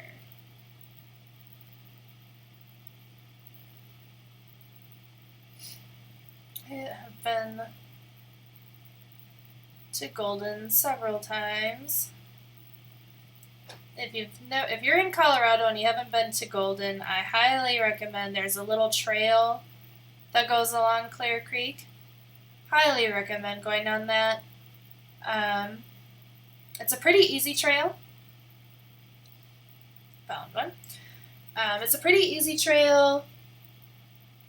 Like, it's paved while you're like in town, but as you start to go into the mountains, it turns into like a dirt trail. But it's pretty well maintained, and it's just very pretty. Like, you can go for quite a while on that trail. I always get to like this one bridge and then turn around, because usually by the time I go to Golden, it's like later in the day, and then I don't want to be in the mountains at night hiking, because I'm a wuss, or smart, depending on your take on it. Okay, well, this picture is loading. Let's get the information in here. What's with the stacked stones? This blog takes a look at the history of cairns and their meaning today. We'll just leave it at that. And then we're going to link. Right now it's linked to the other blog post, which we don't want. I want to link to the proper blog post. Highlight that.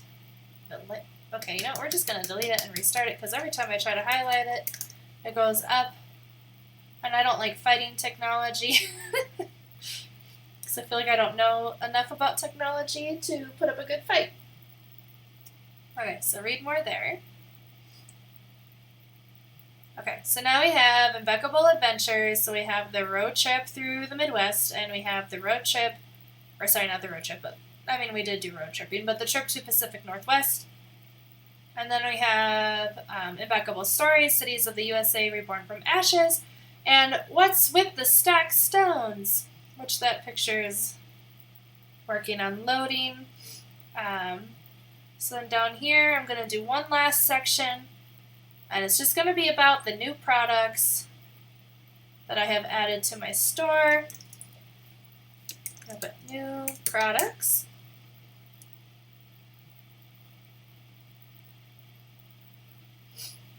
Now, I'm hoping this is kind of like, you know how grocery stores put the milk in the back of the store because a lot of people see milk as like a necessity and like bread at the back of the store. And so they put it at the back of the store. So you go all the way back there to get the item that you need and hopefully pick up other items on the way. So I'm kind of hoping the same mentality fits with this email where I'm putting the blog posts first and then ending with new products. I have done it the other way in previous emails, and I have those stats like the open rate and the click rate, etc., etc. So we will see how this one does in comparison to those. Just put a spacer in there, so new products. And let's see, let's try the item box. Sometimes I like their pre-made sections and other times I don't, so we're going to try this out. And we're going to put, let's see, newest. So I for sure want that one. Let's do custom because it's not showing all of them. Okay, so I want, is it really going to make me scroll through it all? This is going to make me scroll through it all. Okay. Well, this is exciting for you guys. You get to just watch me scroll. As it like struggles. Here, I'm going to cancel out. Let's try again. Let's do newest. Select. And that one is on sale.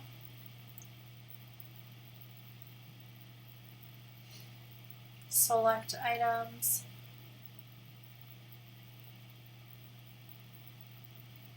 See, I think it's interesting that it doesn't like let you search. Because like when you're trying to edit items like in the actual web builder, it lets you search. But this one does not. Doo-doo. I'm just gonna wait for it to like load. See. And I'm not sure at what point it is on this list. This is like not the best. Like if Weebly were to fix something, it fixes.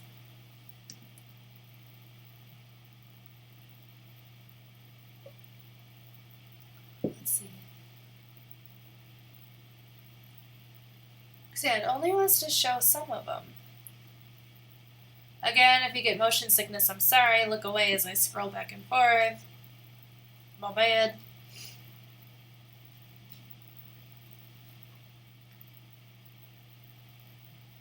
I'm looking for like, I put bracket, I'll show you. Well, parentheses, I guess now. I put like parentheses canvas. So that's kind of what I'm looking for in the email editor on the end of the item names.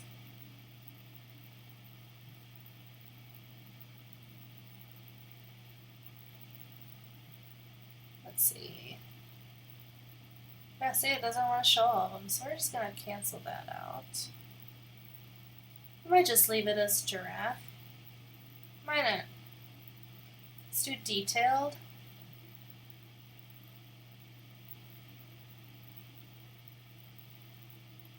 And then short description. Button. Yeah. Let's do that. Can I change this though? No, that's okay. Alright. Let's add a spacer there. I just don't like things so crowded.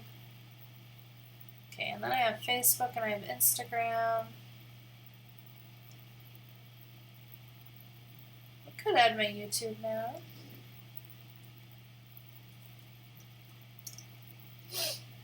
I don't know. Here it is. Just want this link right there. Show that one. Okay, so now I added YouTube. I don't think there's one for Twitch. No. But speaking of that, because I almost forgot to add that into this email, we are going to add in a section about how I am on Twitch and YouTube now. So, since that's announcements, I'm actually going to put that at the top. I debated on it, but we're going to do it. Okay.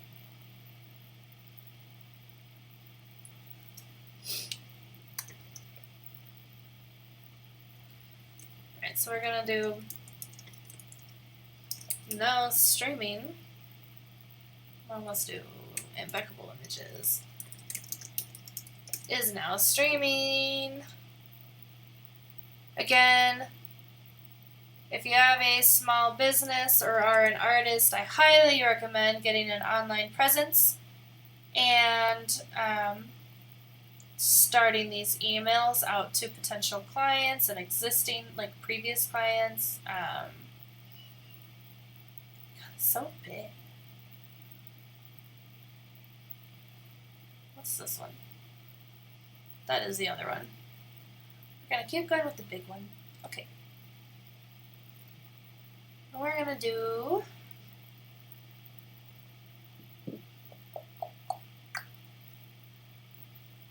Let's do a title.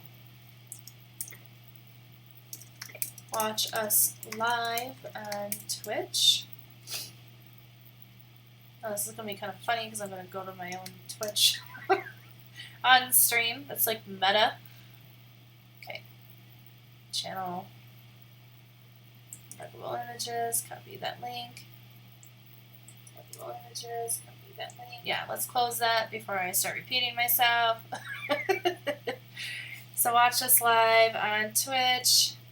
And actually, that's not what I meant to do. I want to highlight this and link that, so if you click on it, it takes you to Twitch, and you don't have to copy and paste it. So watch us live on Twitch. Let's change this. You know what? It could be black. That's fine.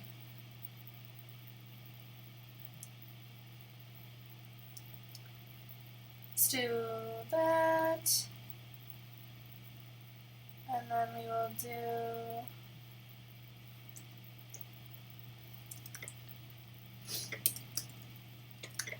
watch pre-recorded video and highlights on YouTube. So again, grabbing that link for YouTube and making it a highlight there. And then what else? I want it to be a subtitle. But black. Thank you. And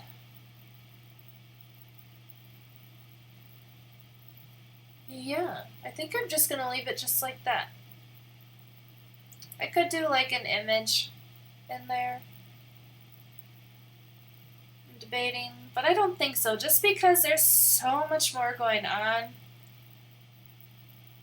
And then my email goes to a lot of family and stuff, and they have like no interest in watching streams, so they're just going to skip over that little section anyway. So right now, it looks like everything is there. So then continue. I don't want the subject line to be that anymore. We're going to do, sorry, it's been so long. Impeccable updates. Okay, and then it's going to come from my work email.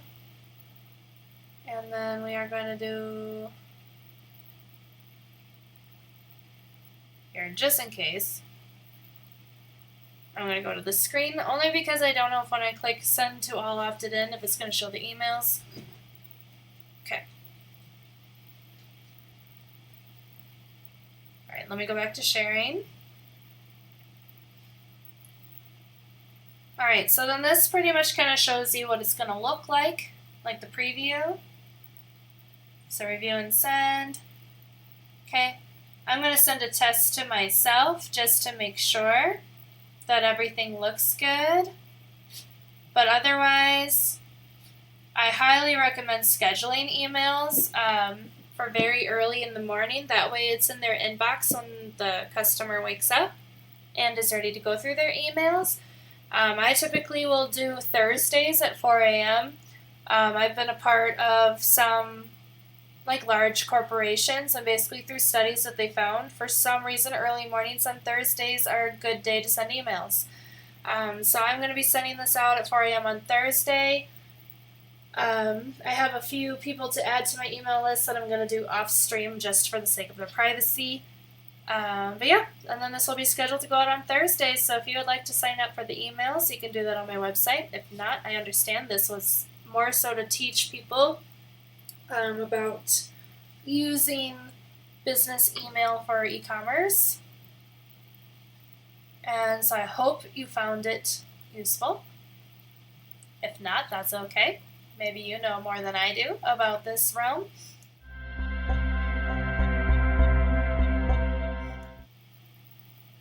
But yeah, so we did busy work today. So we talked about ISO in the first half of this stream and how that helps with your photographs if you know how to change the settings on ISO to manipulate your pictures.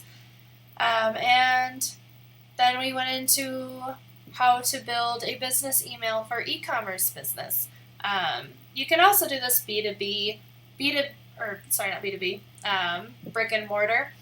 So, because a lot of brick and mortar stores have emails too. Like, for example, JCPenney is a brick and mortar store, but they also have an online presence, so they have emails that they send out. It's just that a lot of businesses today are e-commerce. You can see the doggies back there. So yeah. So like I said, promote yourselves, okay? I feel like that's one of the hardest things to do as an artist or a small business owner is to promote yourself. Don't be afraid to do it. I say that, even though I get nervous about it. But don't be afraid to do that. Make those emails, send them out, look into what else you can do to push your business out there into the world. I think email is a great option. Granted, I know inboxes can get saturated, so I feel like that combined with other methods of reaching clientele is helpful. I wouldn't strictly just do email. But yeah, if you have any questions on anything you've seen today, you can recap on my YouTube channel or in my Discord. Or I'll just catch you next time. I'm going to see if any of my friends are streaming. Let's see here.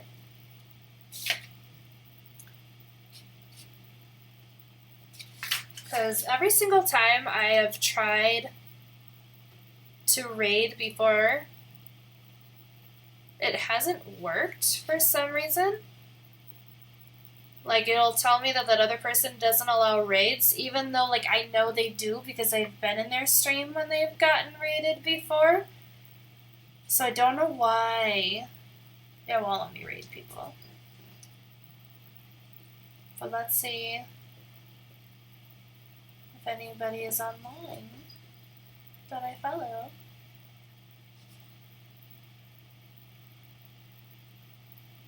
Okay, we're going to try this. Yes, it says we're unable to raid at this time. I don't know why. So if you know why, let me know. So when I go into, right now I'm in my stream manager and I clicked the little raid channel and then I clicked on somebody. like it says like, we are unable to raid this person at this time, and it says an error. And then I will try like the raid command, and I know I'm typing their name correctly. And then it just says the raid settings do not allow me to raid at this time. So I'm not sure why. Not sure why it does that. So I guess we're not going to raid anybody again today because I still have to figure that out. I've thought of, like, if you can't raid anymore unless you have 50 followers. I don't know. I don't know what the rules are. But anyway, guess I'm not raiding anybody tonight because it doesn't want me to. And that's that.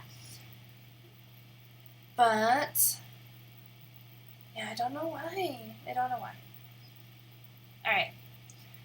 Well, we went through ISO and we went through e-commerce emails. That's all I had planned for tonight. I don't know why I said it was going to be a shorter stream. When I first started out, I've been hitting about 2 hours each stream, and that's pretty much where we're at right now. So silly me. I should have known better. I talk enough to fill the 2 hours. Thursday will for sure be a shorter stream or possibly no stream. I have a wine and paint night with a couple of other ladies that I'm going to on Thursday, and I think that starts at 6:30. I typically go 4:30 to 6:30. Hello! Hello! Well, hi, low base guy. How are you? I was actually just about to call it. I'm so sorry, but hi! How are you doing? Well, I can't now. Yeah, I mean, like, that's totally fine. I can stay in chat for a bit, obviously. I hope you are doing well. I was actually trying to raid you just a moment ago, and then it said it wouldn't let me, so I don't know. I can't figure it out. Like, every single time I try to raid, like, if I do, like, in the stream manager and I try to raid, it says error. And then if I try to do, like, the raid command, it just says, like, the person's raid settings don't allow me to raid. So, I don't know why. So, if any advice, let me know. Because, like, I've tried to look through my settings, but, like, all my settings are, like, who I allow to raid me, not who I'm allowed to raid. So, I don't know. Yeah, and see, you should be able to raid me. Yeah, I mean, like, I've tried to raid a couple of, like, other streamers that I watch, and, like, I know they allow raids, because, like, I've literally been in chat when they've gotten raided before. But for some reason it won't let me when I'm streaming and I try to raid. So I don't know. I've thought about, like, maybe Twitch changed the rules so you can only raid after you have, like, the 50 followers. But I'm not sure. Because, like, I know other people have said, well, I could raid before I had 50 followers, before I was affiliate or whatever it's called. But mine won't let me. Yeah, anybody should be able to, so I don't know. How dare you leave me behind? Oh no, did Twitch not bring you along? I'm so sorry. And by the way, is it... So, like, I realized last time I was calling you low bass guy, like, the entire time. I guess just because I went to music and, like, low bass. But is it low bass? Have I been saying it wrong, like, this whole time? Or have I been saying it right? But how are you today, Dead Flies? I hope you're doing well. Is my account under 30 days old? I think so.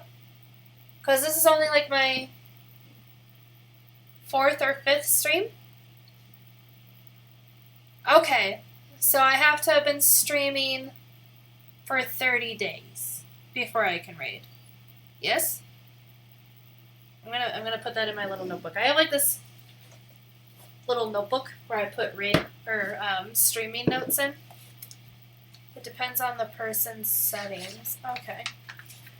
I mean, that kind of makes sense, right? To have it so if you're under 30 days old, that they can't stream you because, like, so many people make, like, spam accounts. I guess. Okay. So 30 days. I bet that's what a lot of people have it set at. 30 days, then I can raid. So I will have to Is that 30 days from the creation of the account or 30 days from like day one of streaming? The default settings say minimum 1 viewer and at least 30 days old, and I never changed it from the minimum. If the people you're trying to raid haven't changed from the default, that's your problem. I bet they haven't. I bet that's it. I wonder, does it tell me, like, in my... I'm just curious now. Does it tell me how... Wow, that's really bright. How old my account is? At all? I don't know. And what's funny is I don't even think I have, like, a command for that set up. Because, like, I know, like, oh, you do have one. That does work in chat. You've had your account for 7 years? Good for you. I didn't even know about Twitch 7 years ago. Let's see.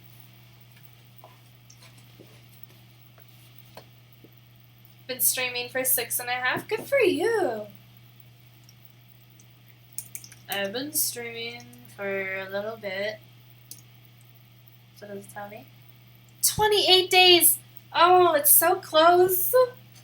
So, like, literally, if I stream on Thursday, I'll be able to raid. Okay. So, Thursday, I'm writing in my notebook. Thursday is day 30. Okay. I have a day and a half. I know, right? Holy crap, you're coming up on a year? Oh, I missed yours, Dead Flies. I'm sorry. 11 months, 3 days ago. Nice. You're right, almost a year. Yeah, I've been watching... Here, I'll go... I've been watching streams for... I want to say over a year. Yeah, it's got to be over a year, because I hit a year mark on a friend of mine's stream. So now I'm curious. Count age on Green Witch. 1 year, 2 months, 21 days, 1 hour ago. That's very specific. I was a viewer almost a year before I started streaming. Yeah. Same, a little over a year. Yeah, I honestly, like, I sometimes question myself, like, why did I start streaming? But I guess, like, I just wanted to share knowledge with people. Like, today we talked about the last of what I call, like, the trifecta in photography, like aperture, shutter speed. Today we talked about ISO. And then we walked through how to create, like, a email for e-commerce business. So I kind of did, like, a bit of photography, and then, like, it was still photography, but more of, like, e-commerce business than strictly photography. I've been debating... So, this Thursday I have a wine and paint night with one of my sisters and, like, her mom and, like, you know, like, a whole group of people.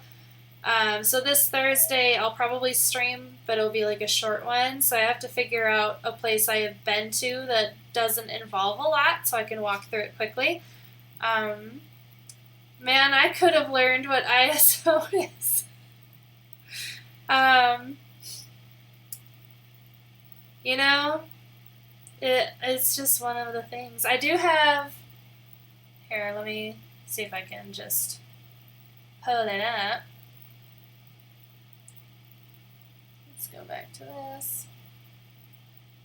We are on a break, Ross, maybe. I do have this reference card.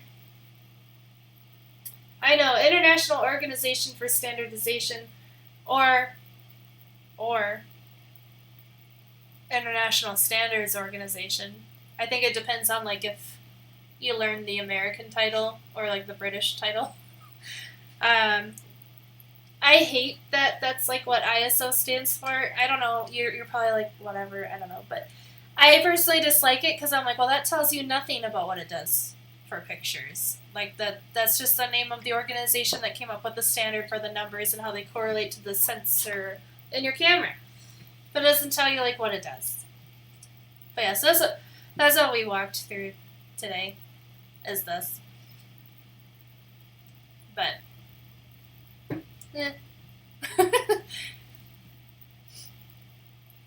see. Go back to my chatting screen. It's a holdover. Yeah, it's a holdover from the film days. ISO isn't really ISO anymore. It's really digital grain. I'm guessing instead of gain. But yeah, like I have that in my presentation, like how it's no gain. It's really digital gain. I guess I don't know what you mean by that. Because like I have in my presentation that it was like referred to as grain in film photography, and now it's referred to as noise, and like it's essentially the same thing. Digital gain. I don't know why this like terminology is stumping me. Like I guess I just think of it like in the words that are in my brain, which is like it's like how much light is hitting the sensor. So it's not the internationally sexy outfits. No, I'm sorry. I mean, like, it could be in a different industry. But not in photography, typically. But, I don't know if you could, yeah, you can see Sequoia there. International sexy outfits. So, is that like the big Victoria's Secret runway show? Is that ISO?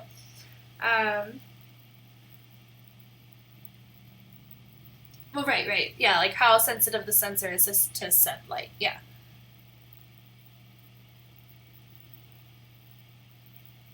Yeah. I just misspoke. But yeah, so I've been debating on next Tuesday, because like I went through Aperture on like its own stream. I went through shutter speed on its own stream, and now I went through ISO on its own stream. So I'm debating on next week if I should talk about all three of them together. Like how basically if you move, like adjust one, you have to adjust one of the others or both of the other ones. So I've talked about them individually, so I'm debating on next week if I should talk about them all like together and how they affect each other. Or if I should just move on. Like, I thought about talking about the rule of thirds next week. But I don't know. I just have to think about it. I have to think about if I'm just like... I hate this quote, but like if I'm beating a dead horse, if I like talk about how all three of them are related. A nerdy explanation of game. Okay. I will read that in a bit. Why does it say please refrain from posting links? I did not tell Streamlabs to do that. Sorry. I think I set it up so it restricts some links. But I don't know like why it's scolding you. That's awkward. I don't know why it's doing that. If you do it again, it will time you out or ban you. Okay, well, I'll have to go turn that off. My apologies. Like, so I started switching things over from Stream Elements to Streamlabs. Just trying to get... It's not on by default. No, I did adjust something in Streamlabs today because I was trying to get everything from Stream Elements over to Streamlabs today, and I got most of it over. And then Streamlabs was like, would you like to only allow whitelisted links? And I was like, sure. And you really should just stick with Stream Elements. It's a way better bot. See, but I don't know. Because Streamlabs is like what I'm using to like stream. So I thought it would make more sense to have everything over at Streamlabs. And then like I know some people use like an OBS. I haven't looked into that at all. I don't know if that's... I have no idea. I feel like such like a noob to all of this. I'm like, I don't know. But I downloaded Streamlabs because it was free. So that's what like I'm using to like actually stream. Only allowing whitelisted links means only links you predefine will be allowed, all others will be blocked. Yeah, it made it sound like it already had a list, so I don't know. But yeah, I'll have to go look at that more after I'm not on stream anymore. Dead flies. He's used to going to the corner. It's fine. You feel strongly about this. It's awful, hot, rotting garbage. Okay, so what? Because, like, as far as I know, you can't, like, stream through Stream Elements. So, like, what do you use to actually, like, stream? Because I don't know. When I look at Stream Elements, I just see, like, the commands and stuff. Not, like, how to actually stream through it. Hi, Vegito! Tessa uses OBS to stream, and she likes it, but at the end of the day, use what you're comfortable with. Okay, you use OBS too. Is OBS free to use? Question mark. Because I think I have another friend who streams that uses OBS. OBS user here is easy to learn and gives you much more control. Okay. I will definitely be looking into OBS and after this. I just like didn't know, and like when you set up your Twitch account, like it's like you can either download, I think there was like a program that like Twitch has to stream, but I've heard not good things about it. And then it was like Streamlabs, so I downloaded Streamlabs because I'm like, well, all right. And good news, Streamlabs is based on OBS. They basically took OBS and added a bunch of bloat to it. Got it. Okay. So what you're telling me is that even though I'm not techie, since I've pretty much figured out Streamlabs, I should be okay moving to OBS. I can actually import my scenes from Streamlabs to OBS with almost no effort. Cool. Yeah, I'll definitely be looking into that. And then you just still use Stream Elements for like your commands and stuff, I take it. Also, Aspen's like playing behind me. Yep. Okay. All right. Yeah, I haven't like really removed anything from Stream Elements. I just started like putting commands over in Streamlabs. So it shouldn't be a big deal. I'll basically just be removing Streamlabs from my chat. Like removing the bot. Stream Elements also makes a plugin for OBS that you can use if you want to. That's how you do your custom bot. Okay. What do you mean by custom bot? I guess. You don't have to tell me. Like, you can be like, noob, figure it out yourself. See, you got it figured out already. Maybe Dead Flies. I might just sound really smart right now, and then I'll go into the program later and be like, derpy derp derp derp. Having a custom bot is free with Stream Elements and is a paid service in Streamlabs. Okay. That's good to know. It means you create a Twitch account, then have Stream Elements commandeer. That doesn't sound right. Commandeer. So the bot isn't just Stream Elements. Okay. So I probably wouldn't want to use Greenwich then, since I actually use that as a legit account.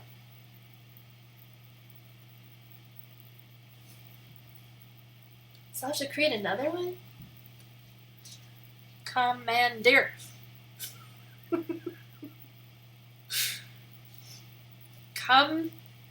Commandeer. You can use any account you like, even your own. Okay. Yeah, I'll have to look into that after this. But yeah, I don't know. I'll have to ask a few other streamers that I watch too what they use. I bet I'm Now I'm starting to bet they just use OBS. But, because, like, I tried, so, like, I have this new command from, like, a stream that took place last week where, like, this whole, like, impeccable bullshit thing came up, because, like, I was rating things in Seattle, and I'm like, these are kind of, like, impeccable bullshit ratings, because, like, they're how I feel about everything. They're not, like, based on any kind of, like, legitimate rating system. And then, like, a person in my chat was like, oh, I really like impeccable bullshit, like, you should get that on a t-shirt. And I'm like, well, let's start with a command first and, like, see how much it's used. So, like, I tried to do !BS, which I can't figure out how to link to, like, a sound and, like, the image. Because, like, in Streamlabs, I had to create something, like, in my store or something. So then, if I do redeem BS, impeccable bullshit, then that works. But it stays up for a little too long. So I'd have to fix that. So I guess I'd be curious how that all works in OBS. But I can figure that out later. But, yeah. Yeah, one of my friends really liked that impeccable bullshit thing. So I'm like, I'm just going to create the command. And we'll see how much it's utilized. And then we'll go from there. But yeah, I have another note to myself that I should put in my notebook. I have to create a list of commands. Because, like, I just don't... My pen is dying. My poor pen. Ah. Okay. I just don't really like how it looks, like, if you just use the command list and stream elements. Oh, yeah, the command, yeah. Because, like, I have, like, this one is through stream elements. It's just audio. Excuse me, there's a question for you. So then I'd have to figure out, like, how to add a visual to it, too. Like, for the impeccable bullshit one. But it's a lot to figure out. For sure. But, no, that's good to know that I will be able to raid people in, what was that, like a day and a half? But, no. Alright. Well, I think I'm going to wrap it up. I wish I could raid somebody. I'll be able to later this week. But I don't know if you can hear Aspen whining at me from the background. She wants to be fed. I'd suggest just slowing down a bit. You don't have to do it all at once. Just focus on what you can do consistently and add little by little. Yeah, for sure. I'm like one of those people that needs to be doing stuff like all the time. Like, even when I'm resting, like watching TV, like I'm always like doing something, I feel like blogging or like adding a product to my website. Like I don't know really how to like just chill. Like literally after I hang up on this stream, I'm going to let the dogs out and I'm going to go replace one of my steps on my stairs because like one of the treads is acting all wonky, so I bought a new tread and I'm going to go replace that. Like I have zero chill. But yeah, so that's probably good advice for me.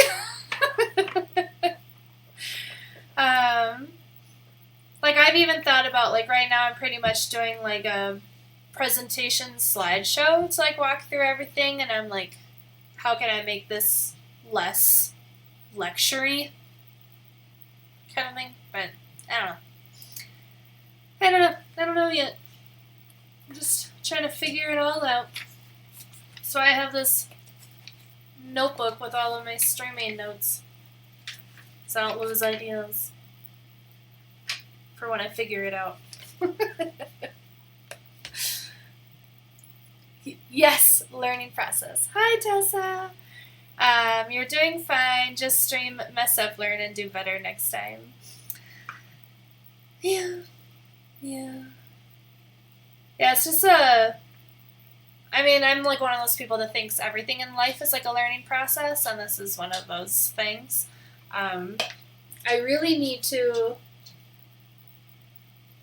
watch more people in the community. Like I've watched a few, but I just need to watch more because it's a good learning experience also to watch other streams. Um, I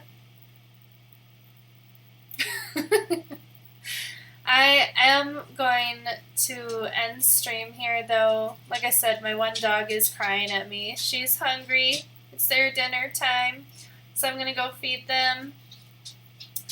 But I hope you all have a wonderful rest of your evenings or days, depending on what time it is where you are. Thank you all so much for stopping in here tonight and for the advice that you've given me.